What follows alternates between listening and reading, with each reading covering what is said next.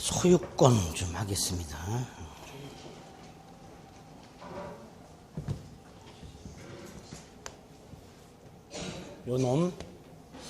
요거는 보통 두 문제 정도 나옵니다. 소유권 아주 중요한 권리고요.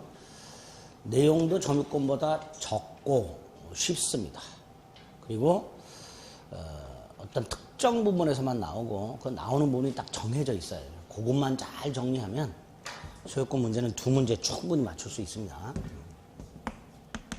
뜻, 소유권의 뜻, 물건을 사용하고 수익하고 처분까지 할 수 있는 완전한 물건 이렇게 부르죠. 그러다 보니까 누구든지 가장 원하는 권리가 소유권이 되고 가장 많이 주장하고 싶은 게 소유권이에요. 내 거라는 관념이 강하죠. 우리나라 사람들은 불문하고. 그러다 보니까 이 소유권은 다른 사람의 소유권과 충돌하는 경우가 굉장히 많습니다. 그래서 일정한 제한이 필요하게 돼요. 제한 물권이란 것까지 만들어 놓은 거예요. 소유권에 일정한 제한이 필요합니다. 그래서 헌법에서 미리 법률로 제한할 수 있도록 되어 있고요.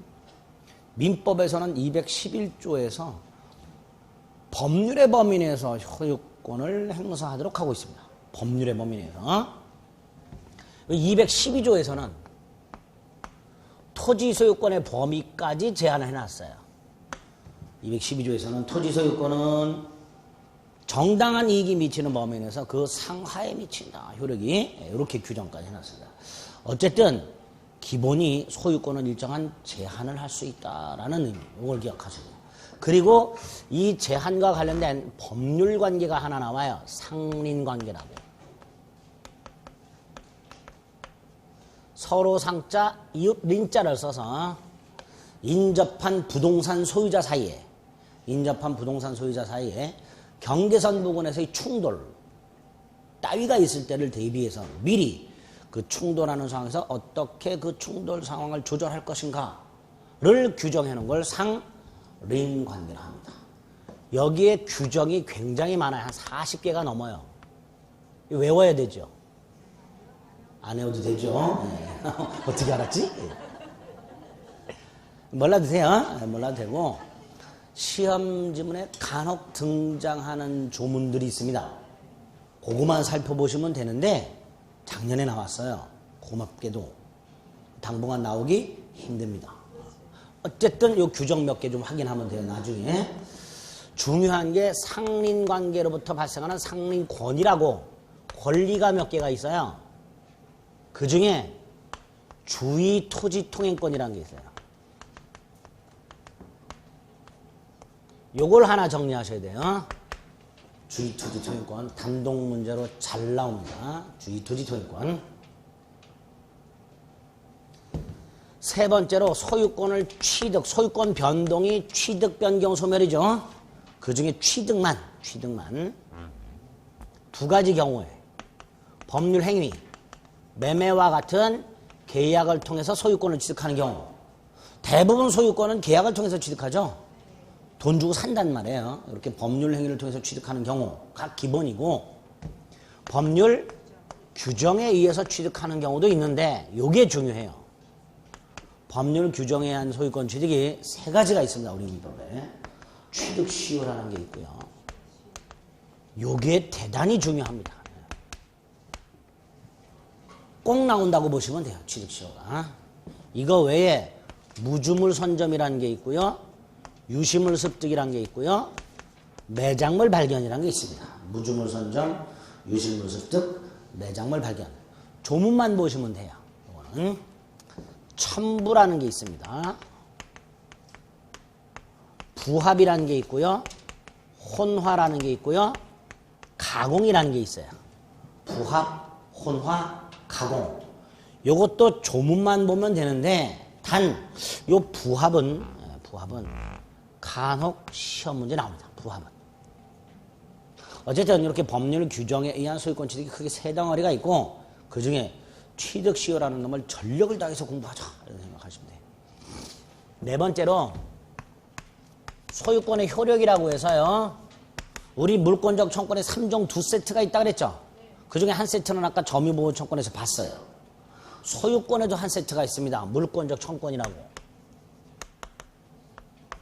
213조 소유물 반환 청권하고 214조 소유물 방해 제거 방해 예방 청권. 세 가지 권리가 있는데 그중에 213조 소유물 반환 청권 간단히 개념 정도 잡아두셔야죠. 특히 물권적 청권 문제는 대단히 중요합니다. 대단히 중요한데 딱 점유권에서만, 딱 소유권에서만 나오질 않고요. 물권법 총론에서 봤던 내용까지 결합을 시켜갖고 세 가지가 섞여서 나와요. 물권적 청권의 일반적인 내용에다가 점유권에 의한 거에다가 소유권에 의한 것까지 섞어가지고 사례 형태 문제로 나옵니다. 갑이 을에게 이러이러한 청구권을 행사할 수 있냐 없냐 이렇게 세 가지 다 결합이 된 거예요. 이 물권적 청권 문제를 맞추려면 전체를 깨고 있어야 돼요. 그래야만 맞출 수 있습니다. 근데 어느 하나도 우리는 하기 버겁죠? 포기해야 돼요. 화끈하죠? 이건 포기할 거는 포기해요. 물론 노력은 합니다. 노력은 하는데 딱히 맞추겠다는 강렬한 의지는 없어요. 이렇게 생각하시면 돼요. 대신 요거 열심히 하셔야 돼요. 공동소유. 공동소유라는 것은 물건은 하나예요. 물건 하나인데 소유권도 하나예요. 근데 소유자가 여러 명 있어요. 그럼 이 여러 명의 소유자가 하나의 소유권을 쪼개서 갖고 있어야 되죠. 이런 걸 공동소유로 합니다. 하나의 물건, 하나의 소유권인데 그걸 여러 사람이 쪼개서 갖고 있는 형태를 공동소유로 하는데 세 가지가 있어요. 공유가 있고요. 합유가 있고요. 총유가 있어요. 총유는 우리가 물권의 주체에서 살짝 봤죠? 비법인 사단, 조기축구회 그 구성원 공동소유를 총유를 하는데 안 나와요. 이게 나와요. 대단히 중요합니다. 그래서 소유권에서 꼭 나오는 두 문제가 취득시효하고 공유예요. 거의 매년 나온다고 보시면 돼요. 이 두 개만 철저히 해도 소유권 문제는 다 맞출 수 있습니다. 이 정도예요. 아주 단촐하죠? 아주 단촐. 그리고 전체를 물어보는 문제는 거의 안 나오고 소유권에 관한 설명으로 오는 것은 이런 거의 안 나오고 뭐 나올 수는 있는데 주로 이렇게 특정 파트에서 나오게 됩니다. 그걸 하나하나 개념을 좀 볼 거예요. 의의는 아까 봤고요. 제한이 필요하다 그랬다는 것도 말씀을 드렸고요. 그 법률관계가 상린관계라는 게 있다라고 말씀을 드렸습니다. 이 상린관계로부터 권리가 몇 가지 나오는데 뭐 인지사용 청구권, 생활방해 금지 청구권, 수도시설권 등등 뭐 여러 가지가 있는데 다 필요 없고 요것만 좀 잘 봐주시면 돼요.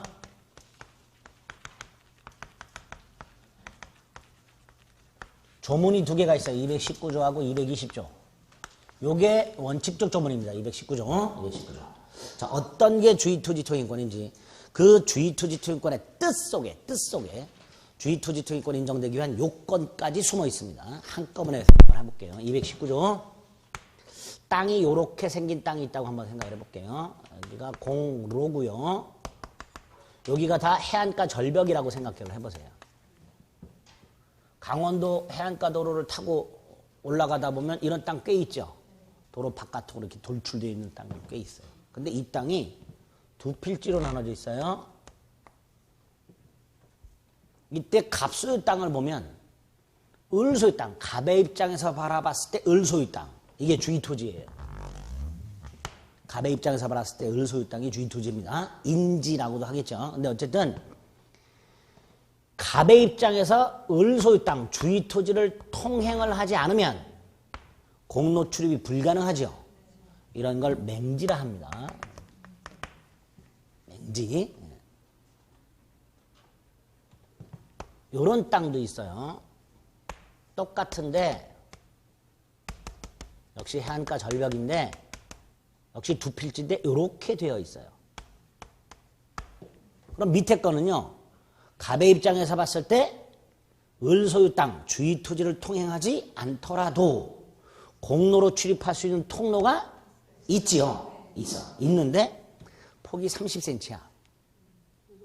여기 폭이 30cm예요. 그럼 통행이 가능은 한데 왔다 갔다 할 때 개처럼 다녀야 돼. 개. 이렇게 다녀갖고는 가지를 못하고 이렇게 개처럼 비틀어서 가야 돼요. 근데 한번 왔다 갔다 하면 옷이 다 쓸려요. 그러니까 한번 왔다 갔다 할 때마다 옷을 새로 사야 돼. 돈이 많이 들죠? 많이 들어요. 옷값 아끼려고 빨가벗고 다녔어. 몸이 다 쓸려. 한번 왔다 갔다 하면 들어놓아야 돼. 병원 가고 막. 그럼 밑에 거는요. 을소유 땅을 통행하지 않으면 비용이 너무 많이 들어요. 위에 건 아예 불가하고 밑에 건 비용이 너무 많이 들어요. 이런 경우로 싸잡아서 219조에서 뭐라고 되어 있냐면 어느 토지와 공로와의 사이에 그 토지 용도에 필요한 통로가 없는 경우 이렇게 해놨어요. 이때 그 토지 용도에 필요한 통로가 없다라는 말은 두 가지. 아예 없거나 있지만 제 기능을 발휘하지 못하는 이 두 가지를 의미하게 됩니다. 그래서 어느 토지 용도에 필요한 통로가 없는 경우 이렇게 해놓고 그 다음에 둘로 쪼개놨어요. 첫째, 주위 토지를 통행하지 않으면 통행이 불가능하거나 주위 토지를 통행하지 않으면 과다한 비용을 요할 때 이렇게 해놨습니다. 그 219조예요. 이럴 때 갑은 주위 토지 소유자의 손해가 가장 적은 장소 방법을 택하고 을의 손해가 가장 적은 장소 방법. 쉽게 말하면 가운데로 왔다 갔다 하지 마라. 가운데로. 최대한 좌우로 밀착해서 경계선에서 밀착해서 을의 손해가 가장 적은 장소 방법을 택해서 통행할 수 있다. 을에게 통행할 것을 청구할 수 있다가 아니라 통행할 수 있다. 일방적인 권리예요. 주위토지 통행 청구권이 아니라 주위토지 통행권입니다. 결국 주위토지 통행권은 을의 동의나 승낙을 받을 필요가 없다. 요건만 갖추면 통행권이 인정된다. 단 을에겐 손해가 생기겠죠. 손해가 생기죠. 그 손해를 보상하라고 되어 있어요. 즉 유상통행권이에요. 여기서 끝나세요. 쉬는 시간에 얼마를 보상해야 돼? 그런 거 묻지 마세요. 보상의 기준이 있나요? 이런 거 묻지 마. 그런 건 대법원 가세요. 저는 보상하라고만 되어 있다는 것만 알지 얼마를 보상하라는 건 몰라요. 모르니까 저한테 묻지 마세요. 꼭 물어보는 분들이 있어. 그 얼마를 보상해야 돼? 제가 어떻게 알아? 땅의 위치, 통행로의 면적, 의리받는 손해의 정도에 따라서 당연히 액수가 다 달라지겠죠. 몰라 저는. 어쨌든 보상하라. 이때 배상이 아니라 보상입니다. 위법한 침해. 자동차로 사람을 고의과실로 때려맞았어. 위법한 침해에 대한 손해는 배상이라고 불러요. 근데 토지를 국가가 수용해. 정당하죠? 정당한 침해에 대한 손해는 보상이라 합니다. 그래서 배상과 보상이 달라요. 이거는 주위토지 통행권이라고 법에서 인정되는 권리를 행사하는 거니까 정당하죠. 정당하게 침해했어요. 그래서 배상이 아니라 보상이 됩니다. 어쨌든 이렇게 유상통행권을 인정하고 있다. 이게 219조예요. 이해되시죠? 이렇게 주위토지 통행권 따위가 인정되고 있기 때문에 우리 지난주에 사도통행권 같은 거 인정 안 해주는 거예요. 사도통행권을 인정하지 않는 이유가 두 개가 있는데 민법에 하나가 주위토지 통행권이고 하나가 지역권에 나와요.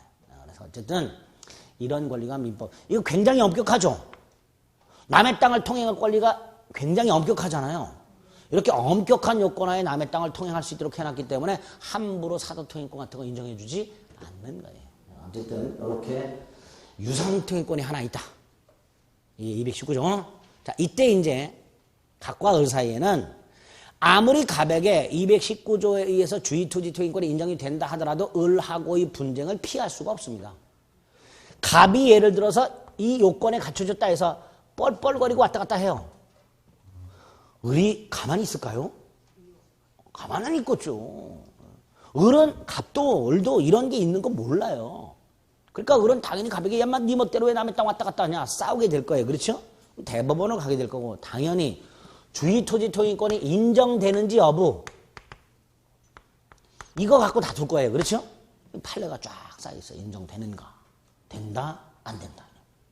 두 번째 인정이 되는데 갑이 걸어서 왔다 갔다 하던 놈이 어느 날 자동차를 타고 왔다 갔다 해.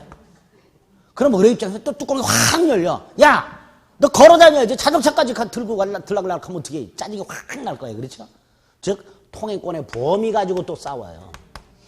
어느 범위에서 인정될 것인가. 그렇겠죠? 이렇게 통행권이 인정되는지 여부하고 그 통행권의 범위가 어디까지인지, 심지어 갑이요, 이 범위 안에서 여기는 포장을 하고 있네? 비 오는 날 질척거린다고 아스팔트 포장을 해버리네? 을은 뚜껑 열려 안 열려? 열리겠지요. 그러니까 왜 네 멋대로 포장하냐, 이런 거 갖고 싸운단 말이에요. 그러다 보니까 인정 여부와 통행권의 범위, 요거 갖고 다툼이 생기고, 이 다툼에 대한 대법원 판례, 요게 시험 문제 나옵니다. 일단 219조 기본이 되는 거 기억하시고, 의민 요건 요거 가지고 다툼이 있을 수 있다. 나중에 요거 안에는 판례로 살을 좀 붙여야 되겠구나, 이렇게 생각하시면 돼요. 220조는요 예외적 무상통행권인데, 무슨 통행권? 무상. 예외예요. 보상 안 해주세요. 어떤 경우인지 생각해 봅니다. 요 땅이 원래 갑소유 단독 땅이었어요.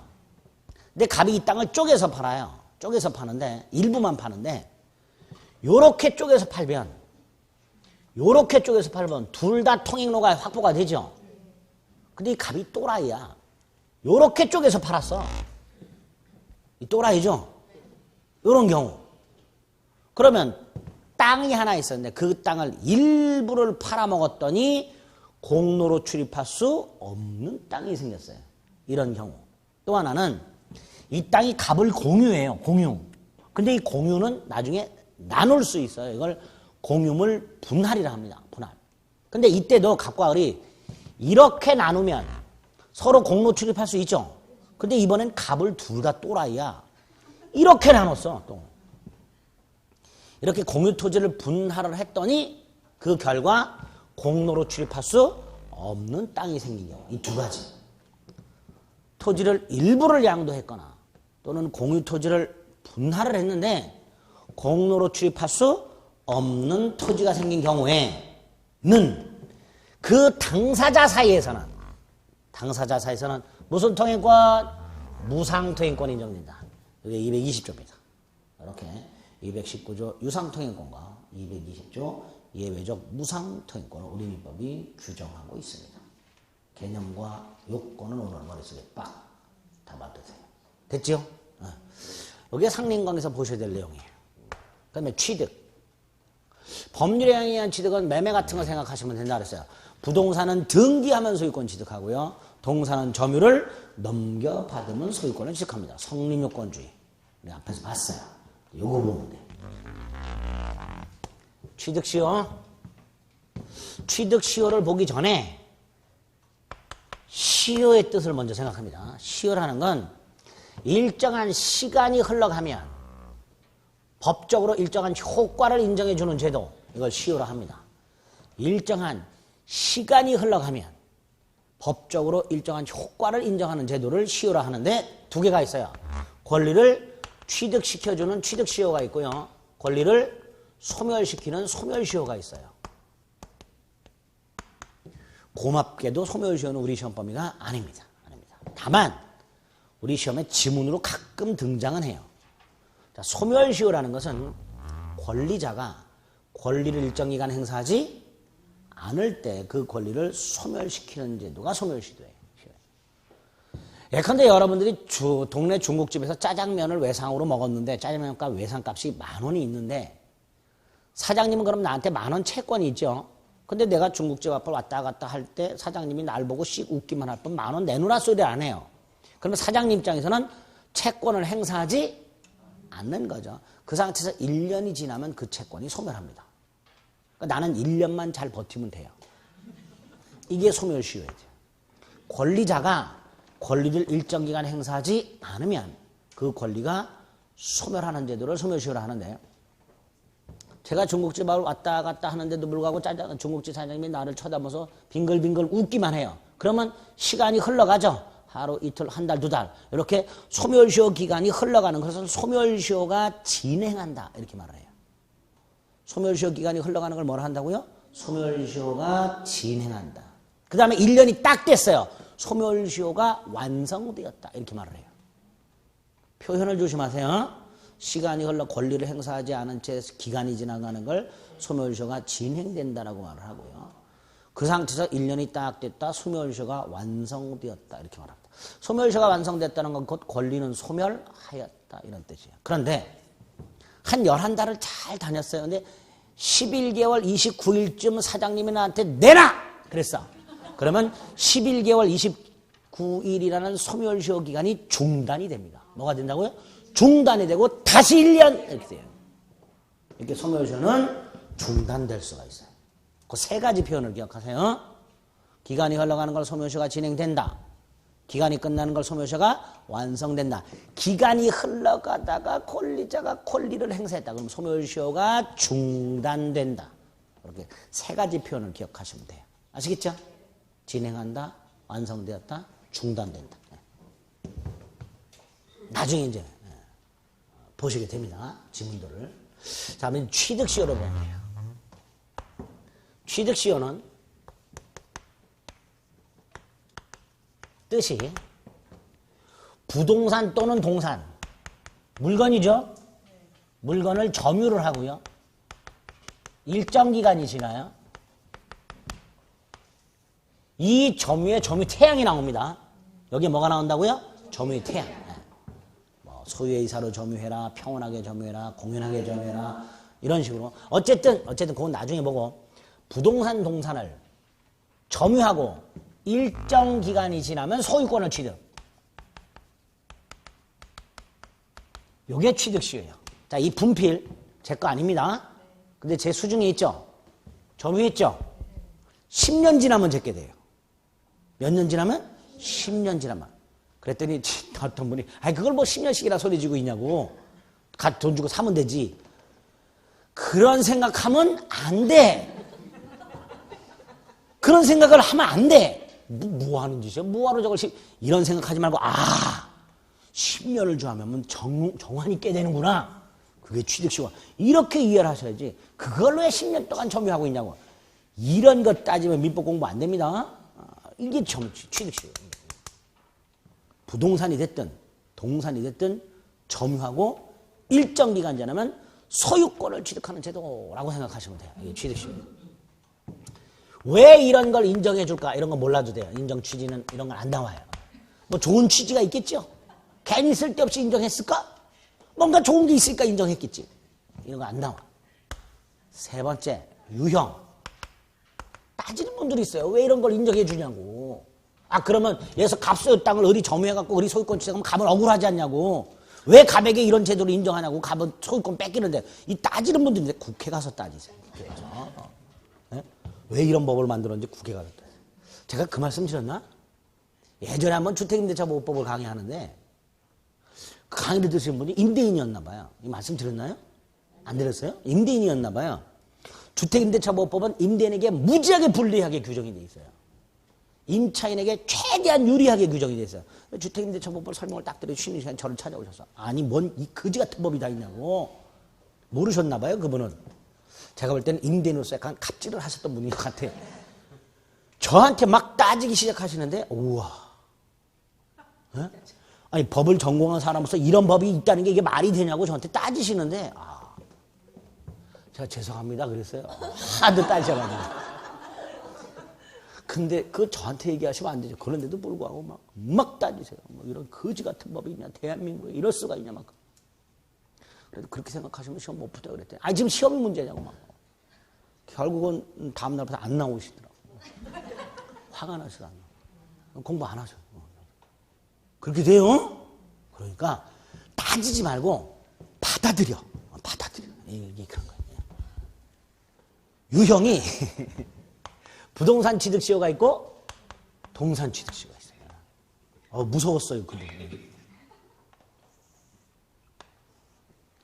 둘 다 공이 점유 취득시효라는 게 있어요. 반면에 부동산은 등기부 취득시효라는 것도 있어요. 동산은 그런 게 없어요. 결국 세 가지가 있는 거예요. 부동산 점유 취득시효, 부동산 등기부 취득시효, 동산 점유 취득시효. 이때 부동산 점유 취득시효는 245조 1항.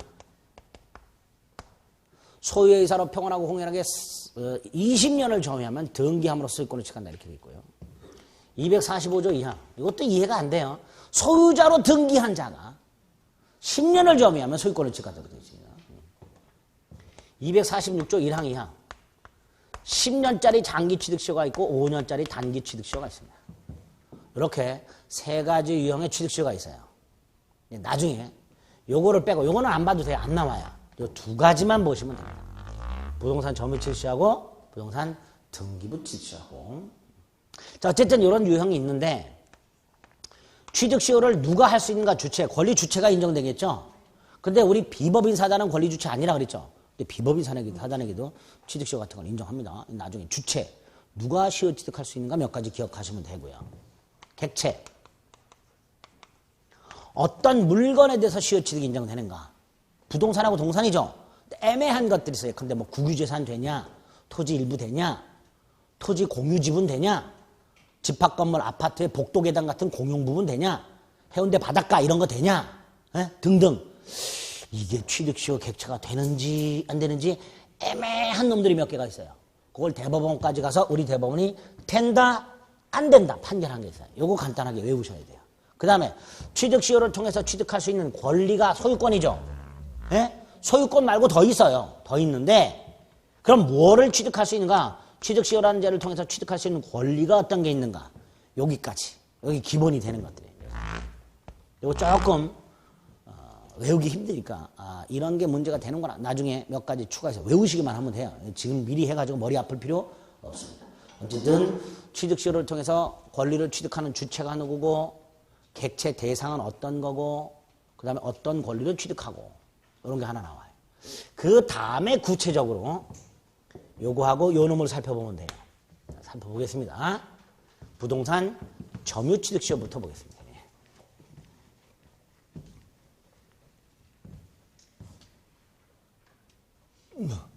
몇 번이요?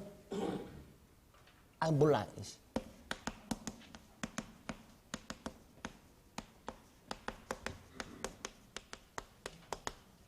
245조 1항. 부동산 점유 취득 시효는요, 우리 230페이지에 보면, 반가로 4번에 박스 안에 245조 1항 20년간 소유의 이사로 평온하고 공연하게 부동산을 점유하는 자는 등기함으로써 그 소유권을 취득한다 라고 되어 있습니다. 이게 부동산 점유 취득 시효예요. 갑소유 땅을 을이 점유를 하고 몇 년이 되면 20년이 되면 소유권을 취득하는데요. 바로 소유권을 취득하는 것이 아니라 등기함으로써 소유권을 취득한다라고 되어 있어요. 그래서 지난주에 법률 규정에 의한 소유권 취득임에도 불구하고 법률 행위가 아니라 법률 규정에 의한 소유권 취득임에도 불구하고 등기하도록 하고 있다. 그래서 요 245조 1항은 187조의 예외 그랬어요. 187조. 법률 187조가 법률 규정에 의한 부동산 물권 취득이죠. 등기 필요 없다라고 되어 있어요. 그렇죠? 그런데 이건 등기하도록 되어 있으니까 187조의 예외 이렇게 될 거예요. 이 의의 속에 요건이 숨어져 있습니다. 요건 소유의 의사로 점유하도록 되어 있죠. 자주점유예요. 소유의 의사인 점유를 자주점유를 합니다. 스스로 자자 주인 주자 써서 평온하게 점유를 해야 돼요. 공연하게 점유를 해야 돼요. 이렇게 점유를 하고요. 이 점유가 20년 계속이 돼야 돼요. 점유태양이 6개가 있는데요. 그중에 4개를 필요로 합니다. 자주점유가 필요하고요. 평원, 공연, 계속점유가 필요합니다. 네, 이런 요건. 이런 요건을 갖추면 세 번째 효과. 바로 소유권을 취득하는 게 아니라 그랬죠? 등기해야 소유권 취득한다 그랬죠? 그래서 시효 완성자 또는 점유자 을이죠.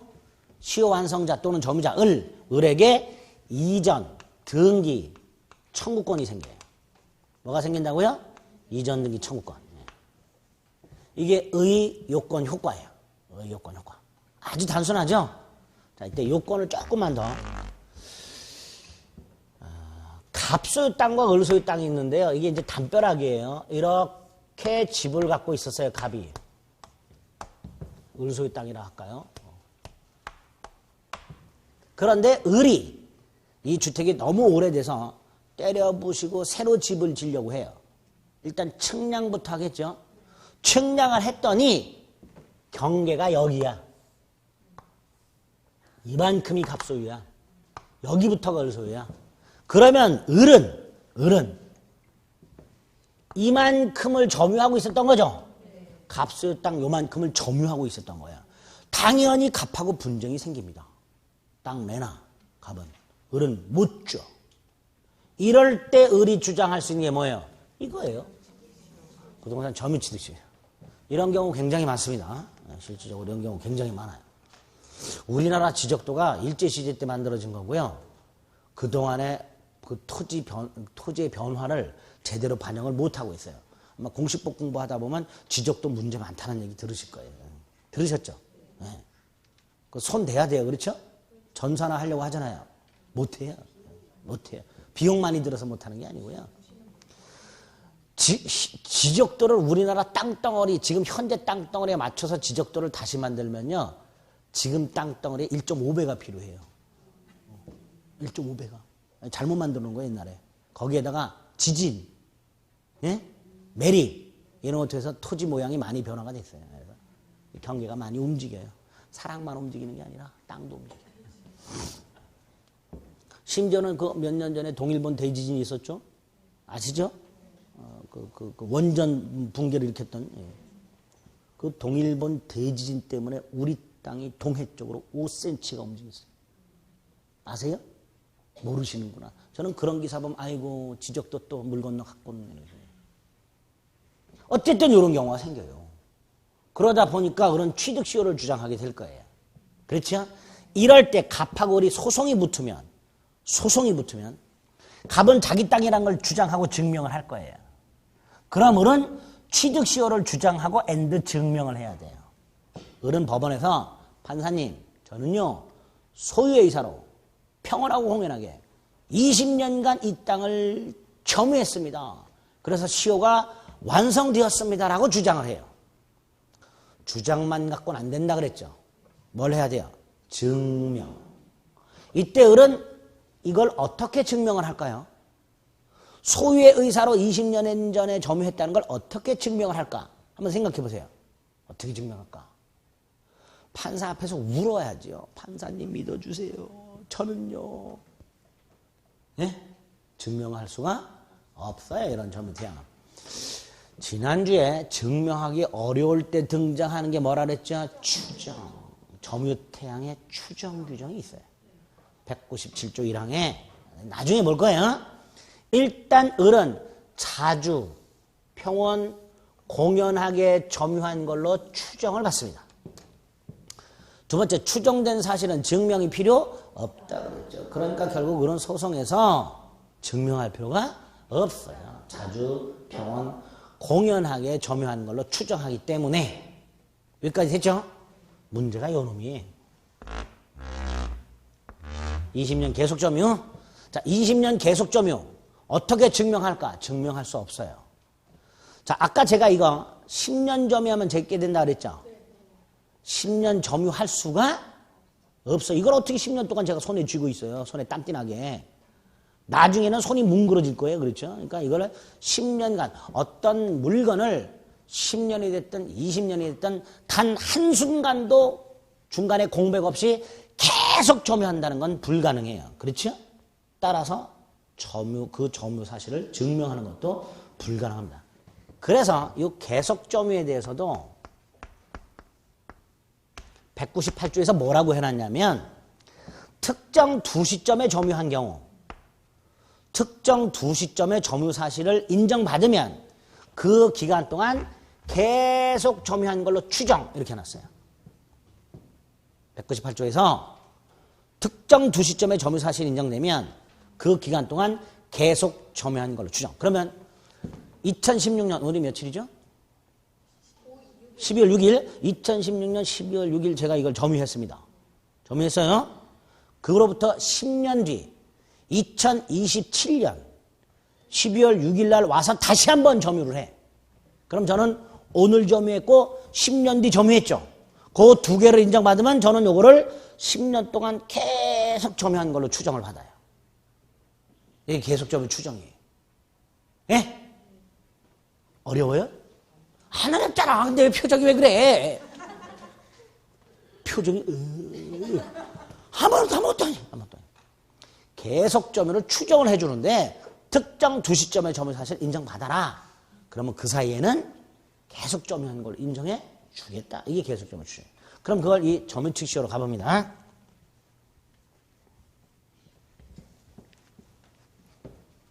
갑소유 땅을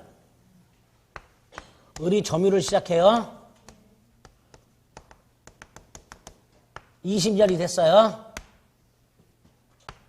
시효가 완성되었다. 아까 소멸시효 기간이 완성된 걸 소멸시효가 완성됐다 그랬죠. 취득시효도 마찬가지예요. 시효가 완성이 돼요. 그런데 딱 요 날 을은 자기가 시효가 완성됐다는 걸 알까요? 을 모르죠. 민법 공부하기 전에 이런 게 있는 거 모르는데 몰라요. 시효가 완성됐는데 불구하고 쭉 그냥 시간이 흘러가요. 그러다가 건물을 새로 짓거나 갑하고 토지 분쟁이 생기거나 그럼 그제서야 변호사를 통해서 알아봤더니 시효가 완성이 됐어요. 을하고 소송, 갑하고 소송이 붙어요. 자, 20년 계속 점유를 추정받아야 돼. 그 20년 계속 점유할 때 언제와 언제냐? 언제냐? 요때와 요때겠죠. A 시점과 B 시점, 요 두 시점일 거예요. 요 두 시점에 점유했다는 걸 인정을 받아야 돼, 을은. 그런데 몰라요, 이 날짜를. A라는 날짜를 기억을 못해요. 에? 6.25 직후 언젠 것 같은데 뭐 이렇게. 또 자기가 직접 점유한 게 아니라 돌아가신 아버지나 할아버지가 점유하셨다면 할아버지 때부터 일제시대부터 점유했 뭐 이렇게 시작. 이게 날짜를 몰라, 이 날짜를. 이 날짜를 모르면 이 날짜도 모르죠.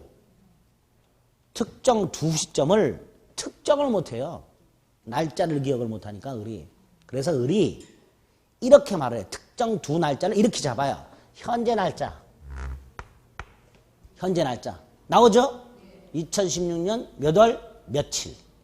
점유하고 있죠? 이때부터 기간을 20년을 거꾸로 계산해요. 그럼 이때가 점유를 개시한 기산일이 되겠죠? 이렇게 을이 기산일을 지멋대로 잡아요. 이런 경우가 생겨요. 그럴 수 있겠죠? 요 두 날짜를 모르니까 결국은 을의 입장에서는 현재 점유하고 있는 날짜하고 이날을 완성 시점으로 지멋대로 잡고 기간을 거꾸로 계산을 해서 20년을 계산해요. 그래서 기산점을 임의로 잡아버려요, 지가. 요렇게 주장을 함으로써 요 사이에 계속 점유를 추정받으려는 을이 나타납니다. 그런데 우리 대법원 안 돼. 기간 역산할 수 없고 기산점 임의 선택할 수 없어 라고 말을 합니다. 우리 대법원은. 요 20년 계속점에서 여러분들이 기억하셔야 될 내용이에요. 왜 그런지는 조금 이따 진실이 밝혀집니다. 조금 이따가. 왜 그런지는 어쨌든 20년 기간을 계산할 때 최초 점유를 시작한 때를 기산점으로 잡고 기산일로 잡고 그때부터 기간을 정산을 해야지. 현재 점유하고 있는 때를 완성 시점으로 지멋대로 잡아서 기간을 역산을 함으로써 기산점을 임의로 선택할 수는 없다. 이게 판례야. 이게 오늘 머리에 조금 어려워도 꽉 박혀 있어야 돼. 아주 기본이 되는 데. 여기에 예외가 두 개가 있어. 그걸 나중에 살을 붙여야 돼요. 예외 두 개. 예? 예외라는 건 뭐예요? 기산점 임의 선택할 수 있는 경우에 그 예외가 두 개가 있어요. 나중에 보고 원칙은 임의 선택할 수 없고 기간 역산할 수 없다. 자, 왜 그런지를 여기서 봅니다. 을이 점유측시효 완성이 되면 뭐가 생긴다? 이전 등기청권이 생기는데 이 이전 등기청권을 누구한테 행사하는가? 누구한테? 상대방이 누구냐? 상대방이 우리 대법원 시효 완성 당시 소유자 누구한테 행사한다고요? 시효가 완성될 당시의 소유자. 시효가 완성될 당시의 소유자에게 해야 된다. 그럼 보겠습니다. 지금 이 땅이 계속 갑소유. 계속 갑소유. 자, 을은 시효가 요때 완성이 됐죠? 그 완성 당시 소유자가 누구? 갑. 이렇게 돼요. 그렇죠? 그럼 당연히 을은 갑에게 이전득이를 청구할 수 있다. 이렇게 될 거예요. 반면에 쭉 갑소유였는데 요때 갑이 병한테 팔아먹었어요. 팔아먹을 수 있죠? 을의 시효가 완성이 되기 전에 20년이 되기 전에 갑이 병한테 팔아먹었어요. 그러면 완성되었을 때 소유자가 누구예요? 병이죠? 병에게 이전득이를 청구할 수 있게 돼요. 완성 당시 소유자를 상대로 하는 거예요. 우리 판례할 때. 세 번째, 쭉 갑소유였어요. 완성이 될 때도 갑소유였어. 근데 완성이 되고 나서, 을의 시효가 완성이 되고 나서 을이 등기를 하기 전에 갑이 팔아먹었어. 병한테. 그러면 완성 당시 소유자가 누구예요? 갑이죠. 따라서 이 맨 밑에 거 이거. 이 경우 을은 갑에게만 이전득이를 청구할 수 있을 뿐 병에게는 이전득이를 청구할 수가 없다. 없다. 여기까지 됐죠? 안 돼. 우리 대부분. 안 돼. 안 돼. 그런데 아까 역산으로 가봅니다. 을이라는 놈이 지멋대로 현재 날짜를 완성 시점으로 삼고 기간 역산을 허용하면 요때가 완성 시점이에요. 요때가. 그렇죠? 그럼 요때 누가 소유자예요? 병. 그럼 을이 멋대로 현재 시점을 완성 시점으로 잡을 수 있게 하고 기간 역산을 허용하면 을은 요 맨 밑에 거 병에게 이전득이를 청구할 수 있다가 돼버려요. 그렇죠? 그래서 안 된다. 그래서 안 된다. 그래서 역산할 수 없다. 그래서 이전득이 청구를 누구한테 행사하는가와 관련하여 기간 역산을 허용하지 않고 있는 거예요. 아시겠죠? 이렇게 이전득이 청구이 생기고 이전득이 청구는 시효 완성 당시의 소유자를 상대로 한다. 머릿속에 넣으셔야 돼요. 여기까지가 의 및 요건과 효과 가장 기본이 되는 내용입니다. 그 다음에 이 점유취득시효는 사례 형태 문제로 잘 나오는데요. 딱 기본이 되는 법률관계만 오늘 생각합니다. 첫째, 갑소유 땅을 을이 점유를 해서 20년이 되었고요. 뭐가 생겨요? 이전 등기 청구권이 생겨요. 이때 을 소유권자로서 이전득이 청구하는 거예요. 얘 소유권자로서 이전득이 청구하는 거예요? 아니죠. 등기해야 소유권 취득한다 그랬죠. 그러니까 을의 이전득이 청구는 소유권에 의한 청구권이 아니에요. 즉 물권적 청구권이 아니야. 채권적 청구권이에요. 무슨 청구권이라고요? 마치 부동산 매수인하고 똑같아요. 부동산 매수인도 이전득이 청구권 있죠. 등기를 넘겨받아야 소유권 취득하죠. 얘도 마찬가지예요. 이전득이 청구권 있고 등기를 넘겨받아야 소유권을 취득합니다. 자, 일단 이렇게 이전등기 청구권이 생기고 등기를 넘겨받아야 소유권을 취득한다. 이 상태에서 두 가지 경우의 수가 있어요. 두 가지. 첫째, 을이란 놈이 미등기 전매를 하는 경우. 즉 정에게 팔아먹고 점유를 승계시켜주는 경우가 나올 수 있어요. 을이란 놈이 시효가 완성된 놈이 지 이름으로 등기를 하지 않고 팔아먹는 경우가 생길 수 있어요. 이때 얘 등기해야 소유권 취득하겠죠. 갑에게 직접 이전등기를 청구할 수 있는가의 문제가 하나 생겨요. 그런 문제가 생길 수 있겠죠. 자, 그것까지는 지금 결론은 기억하지 말고 이런 경우가 있을 수 있다. 이게 첫 번째 경우의 수. 을이 지 이름으로 등기하지 않고 팔아먹는 경우. 이런 경우 있을 수 있겠죠. 두 번째 경우의 수. 을이 갑에게 이전등기를 청구해요. 갑은 등기 넘겨줘야 돼요. 안 넘겨주는 경우가 태반입니다. 버텨요. 못해 이 자식아 뭐 이런 분쟁이 무지하게 많겠죠. 그러다가 갑이 팔아먹어. 이렇게 팔아먹는 경우 생길 수 있죠. 그래서 병에게 등기를 넘겨줘. 이거 구조가 뭐하고 똑같아요? 우리가 앞에서 봤던 뭐하고 똑같아?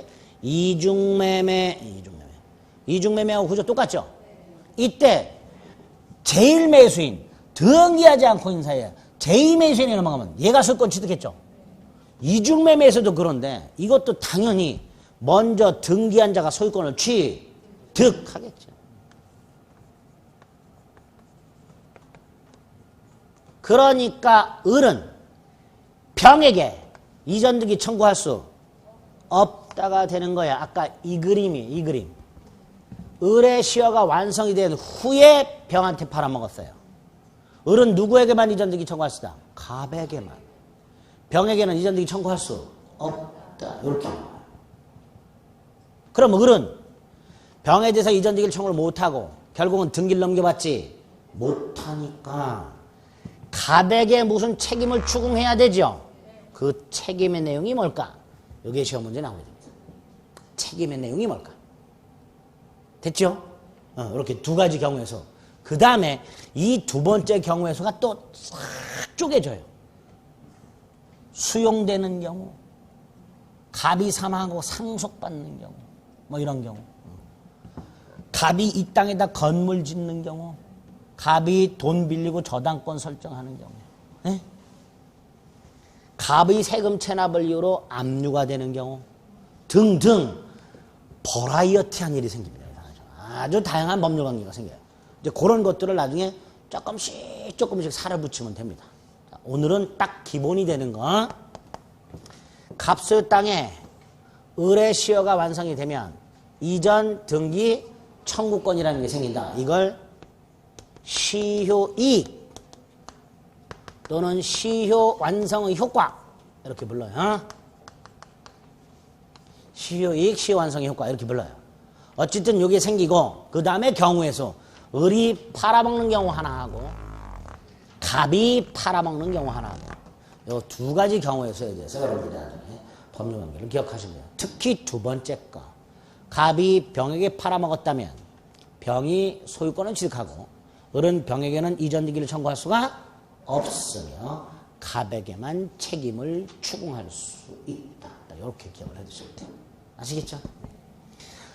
자, 이렇게 시효가 완성이 됐어요. 을이 갑에게 이전 등기를 청구했더니 갑이 순순히 등기를 넘겨줍니다. 그렇잖아도 이 땅 쓸모도 없고 세금만 자꾸 나오고 팔라 그래도 팔리지도 않고 잘됐다. 가져가라. 그럼 얘는 등기를 넘겨받겠지요? 소유권 취득하겠지요? 언제부터 소유권을 취득하는가? 점유계 시시로 소급. 을이 등기한 때부터 소유권을 취득하는 게 아니라 을이 등기를 하면 점유를 개시한 때부터 을소유 이렇게 돼요. 점유 개시한 때부터. 그랬더니 또 어떤 분이 그럼 요 사이에 갑이 낸 세금은 어떡하나요? 물어보는 분이 있어요. 그걸 왜 물어봐? 시험 문제 안 나와. 그런 거 궁금해하면 시험 떨어져. 우리 필요한 것만 머리에 담아두기에도 벅차요. 필요한 것만 생각해도 머리가 벅차. 제가 뭐라고 대답해 드렸을까요? 몰라요 그랬어요. 몰라요. 판례가 없어요. 두 번째, 세금은 일단 뜯으면 그만이에요. 갑이 돌려달라고 하면 돌려줄까요? 안 돌려줘. 소송해라 말이에요. 안 돌려줘요. 어쨌거나 묻지 마라 말이지 그런 거는. 그렇죠? 누가 소유권 취득하느냐? 뭐 중요한 게 뭐예요? 을이 등기하면 등기한 때부터 소유권을 취득하는 게 아니라 점유를 시작한 때부터 을소유. 요걸 머릿속에 넣는 게 중요해요. 세금 낸 거 이런 거 따지는 게 아니라. 아시겠죠? 여기까지. 여기에 점유취득시효예요.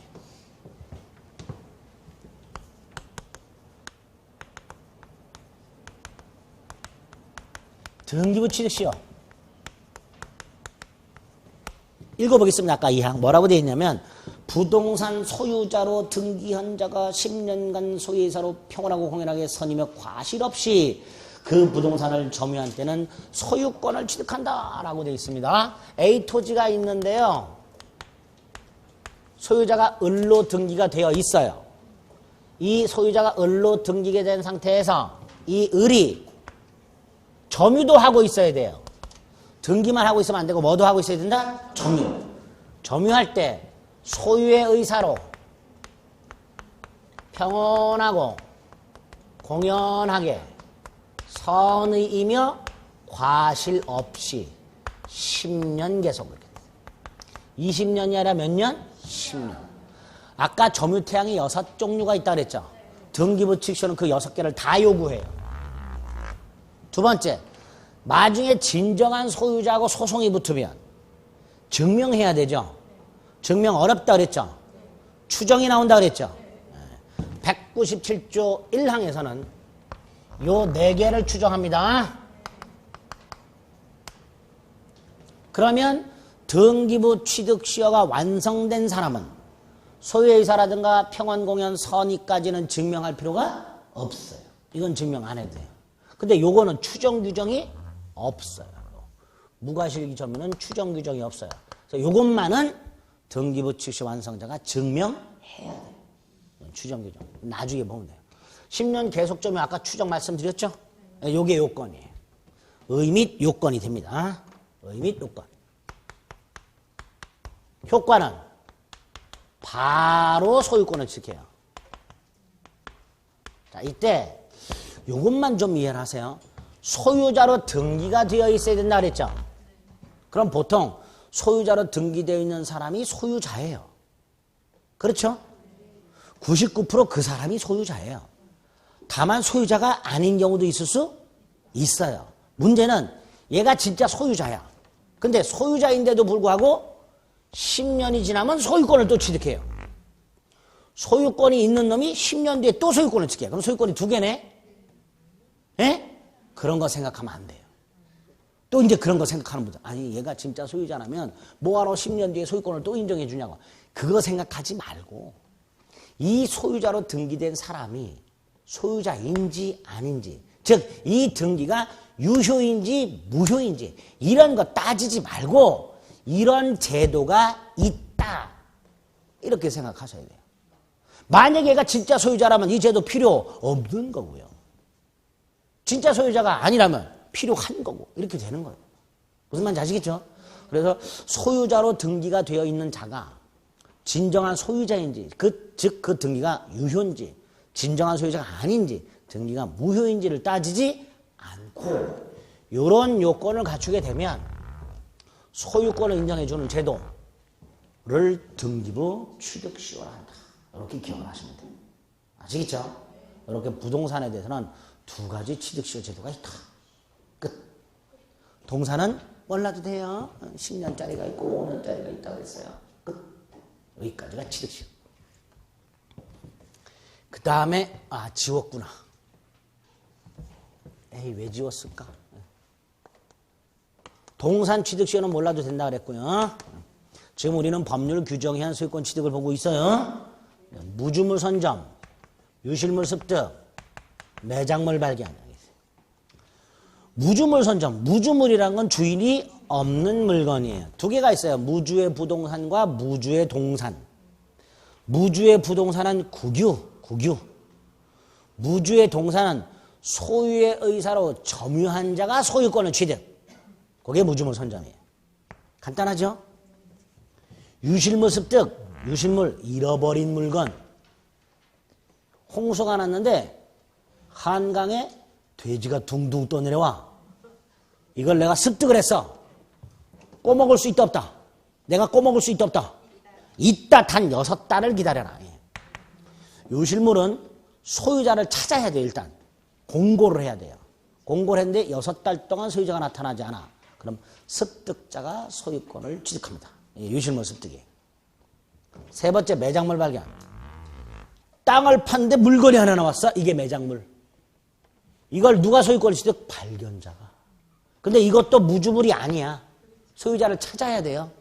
그래서 이것도 공고해야 돼. 1년 기다려야 돼요. 그래서 유실물 습득은 공고 후 6개월, 매장물 발견은 공고 후 1년 내에 소유자가 나타나지 않으면 습득자 또는 발견자가 소유권을 취득하는데, 특히 매장물은요, 남의 땅에서 포크레인 기사분 등이 발견하는 경우가 왕왕 있어요. 갑소유 땅에서 을이 매장물을 발견했을 때, 갑은 내 땅에 있던 거니까 내 거, 을은 내가 발견했으니까 내 거, 싸우겠죠. 그래서 둘이 공평하게 반반씩 공유해라 하는 거예요. 타인 토지로부터 매장물을 발견했을 때는 그 토지 소유자와 발견자가 절반씩 취득 이렇게 공유를 규정하고 있기도 합니다. 간단히 조문 확인하시면 돼요. 무주물 선점, 유주물 습득, 매장물 발견. 마지막으로 첨부라는 게 있어요. 법률 규정에 의한 소유권 취득. 부합, 혼화, 가공이라는 게 있다 그랬죠? 자, 먼저 혼화부터 봅니다. 갑 소유 물건, 사과가 하나 있어요. 갑이. 이걸 을이 맷돌로 갈았어. 팔 빠지죠? 노력을 들였어. 그랬더니 사과즙이 생겼어. 타인 소유 물건에 노력을 들여서 새로운 물건이 만들어졌어. 이걸 가공이라 합니다. 이때 이 사과즙이 누구 거 이걸 정해놓은 게 가공이에요. 그 물건은 완전히 사라졌죠? 새로운 물건이 만들어졌죠? 이게 누구 거냐를 정해놓은 게 가공이에요. 궁금하죠? 네. 원재료 소유자의 소유. 이게 원칙이에요. 원재료 소유자의 소유. 이게 가공이에요. 혼화. 여기 가공입니다. 죄송합니다. 가공. 혼화. 갑과 을이 갑이 자취방에 모여서 술을 한 잔 마시기로 했는데 각각 한 병씩 술을 가져오기로 했어요. 갑은 소주를 가져왔어요. 아이, 을이란 놈은 백세주를 가져왔네? 따로따로 먹기가 뭐해요? 그래서 주전자를 갖고 와서 섞었어요. 소유자가 다른 두 개 이상의 물건이 섞였죠? 이걸 혼화라 그래요. 그래서 뭐가 만들어져요? 50세주가 한 주전자 만들어졌어요. 지금은 소맥이 대세지만요. 10년 전만 해도 이게 대세였어요. 술집 가면 이모가 만들어줘요. 이모 50세주 그러면 소주 한 병과 백세주 한 병을 주전자 갖고 와가지고 콜콜콜콜 조금 센스 있는 분은 레몬 하나 딱 넣어주기도 합니다. 이때 이게 누구 거냐? 소유자가 다른 두 개 이상의 물건이 섞여서 새로운 물건이 만들어졌을 때 이게 누구 거냐를 규정해 놓은 걸 혼화라고 합니다. 섞이는 거예요. 마지막으로 부합. 요거는 두 가지 경우가 있어요. 부동산에 물건이 부합하는 경우와 동산끼리 부합하는 경우. 부합이란 건 물건 두 개가 합체가 돼. 합체. 갑이요. 1년 동안 열심히 공인중개사 공부하면서 민법 프린트를 모아놨어요. 을이란 사람은 열심히 개론 프린트를 모아놨어요. 아니, 그런데 이거 맨날 찌개로 갖고 다니기가 힘드네? 갑과 을이 만나갖고 이걸 재본을 했어요. 소유자가 다른 두 개의 물건이 합체가 됐죠. 그래서 1차 프린트 집이 만들어졌어. 이게 누구 거냐? 이걸 정해놓은 게 동산과 동산 간의 부합이. 이거 갑 소유 건물이 있고요. 갑이 엘리베이터를 주문해서 을이 엘리베이터를 싣고 옵니다. 이 엘리베이터 을 소유예요. 싣고 와요. 이거를 건물에 설치합니다. 건물에 엘리베이터가 부합이 됐어요. 부동산에 물건이 부합을 했어요. 이런 경우 전체적으로 누구 소유냐를 정해놓은 게 요놈이에요. 그런데 요 첨부 세 가지 중에서 요놈이 시험 문제 나와요. 256조. 부동산에 물건이 부합한 경우 원칙 기존 부동산 소유자의 소유 이렇게 돼요. 기존 부동산 소유자의 소유. 이걸 부동산의 부합이라고 불러요. 이게 핵심이에요.